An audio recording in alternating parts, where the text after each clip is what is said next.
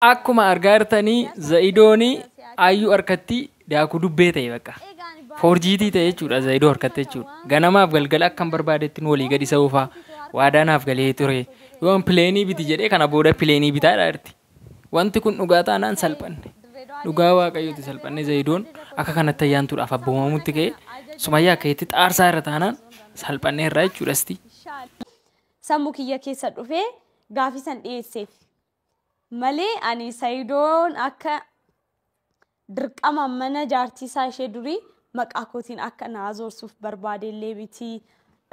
Ishinis akka anatti nufitu barbaadeeti miti. Jira mitillee bakka wannuma tokko yaaddee kan gootu wanta akkasii jiraame isaaf. Gaarummoo Zaidoon kiyyas nan saalfeechine nama funduratti nan qaanessine hadha boru osoo hin ja'iin mana naa bitee naa kennee jira. Baay'ee tokko gammadee ani immoo irbaatan isaaf feera har'a galgala faafash jennee nu lamaanu zinnax jennee sarpiraayiziin isa godha. Irbaata isaaf feeruun qaba.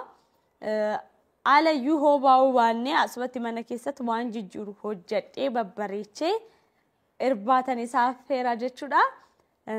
Yeroo gaarii jaarsaaf jaartiin kan dabarsitu waliin dabarsina. Zaidoo kiyya baay'ee si jaaladha ulfaadhu sinin jaa.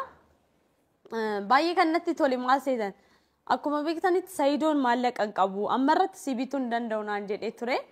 Garuummoo real estate baay'ee tokko namoota maallaqa hin qabneef namoota baankirraa liqii barbaadaniif opportunity gaarii uumee jira jechuudha. Opportunity gaarii san fayyadamtanii mana argachuu dandeessu. Harka irratti maallaqa gahaa qabaachuu baachuu dandeessu. Wantoota tokko hojjechuu baachuu dandeessu.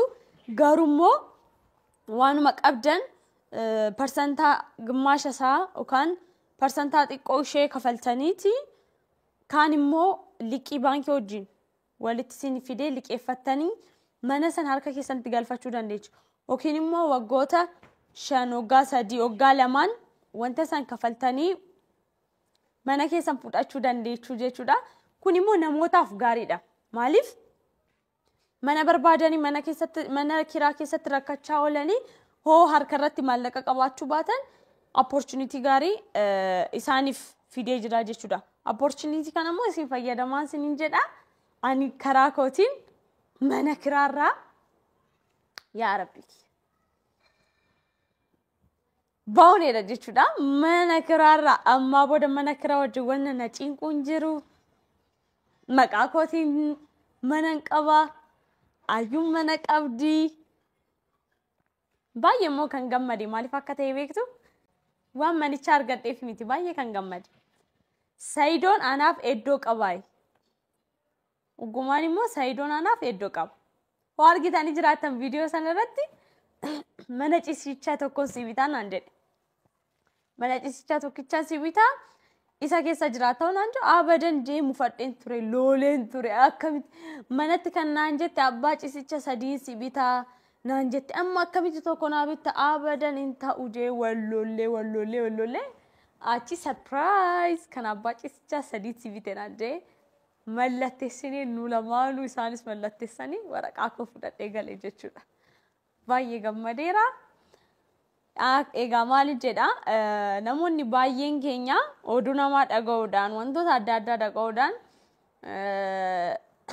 social media kana irratti commentichaan push nama godhu. Achi deemaa ati akkana ati maaf akkana taata maaliif ati bareedduu tana taatee jaarsa kana malaaxaa kana wajjin jaarsa hattee maal namoonni naan jettan jirtu. Amma garuu Zaidoon maaliif akka hin jaaladhuu fi maaliif akka isa kabaju maaliif akka isa fedhee namni isinii galee jedhee yaada. Anis immoo gorsa namaa dhageessa moona kana xiqqoo tacamaallaqeen ture. Waltumnee turre natumee ture namoonni baay'ee maaliif deemtee seeratti ni mattu maal naan jettanii turtanii. Ani garuu hin himanne maaliif jaarsaaf jaartii gudduu hin uumamaa wal lolu garuu hin araaramu. Amma rakkoon qabu jechuudha. Haa ta'u wal lollee turre amma garuu araaramneerra. Bakka wanti haaraan hin jiru. Tanuma.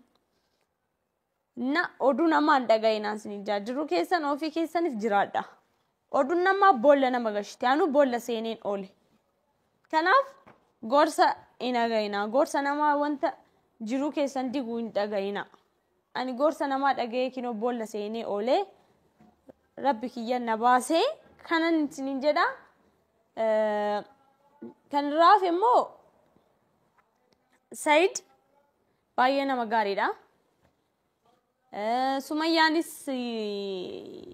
Sumayyaattis akkas dubbachuu barbaadeeti miti yeroo sanitti dubbachuun koo sirrii miti.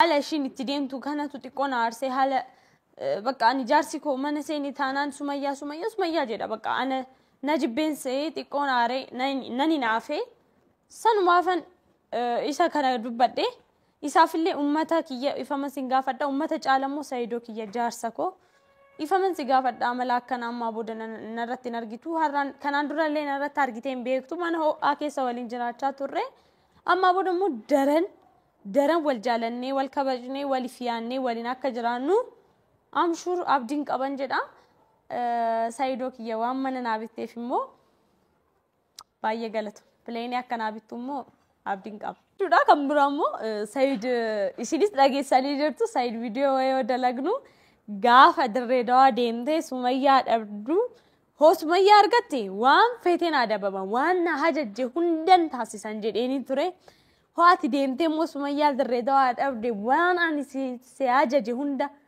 waan godhisin jedhe hunda gootaa waa takka nan diddu jedheeni ture Said tole naan jedhee jiraatti Said immoo wanta waadaa gale hin cabsu gochurra gara duubaa hin deebi waan ta'eef amma booda immoo Saidoon ajaja kiyya jala bulaa jechuudha. Said amma jaarsa akkanaa akka argachuutti maaltu nama gammachiisa. Wanta waadaa isinii seenan gochurraan kan hafe waan biraa osoo yaadiin wanta akkanaa isiniif gochurraan kan hafe isaan waan biraa yaadanii kanaaf jaarsa akkanaa isinii haa kennu gaafa rabbi si jaalatu gaafa si ebbisee gubbaarraa gara jalaatti samiirraa gara jalaatti si buusu garaa haadha keetii keessaa baatu jaarsa akka Saidoo kana si kenna beektee amiin jedhi fudhadhu dubartootaaf hoo garaa haadha keessaa baatu rabbi ebbisee si haa fidu lafee kanarraa dachii kanarraa jaarsa akka Saidoo kana si haa kennuun jedhan waan biraan jedhu jaarsa akka Saidoo kana si haa kennu egaan baay'ee gammadeera amma ka waan fedhe naa godhin jedhani morma kee kutitoo harka koo irratti naa kaayoo osoo jedheen iyyuu tole naan jedha because Said dirree dawaa deemee Sumayyaa dhabeera kanaaf ajaja koo jala bula samoona kana ajaja kiyyaan pileena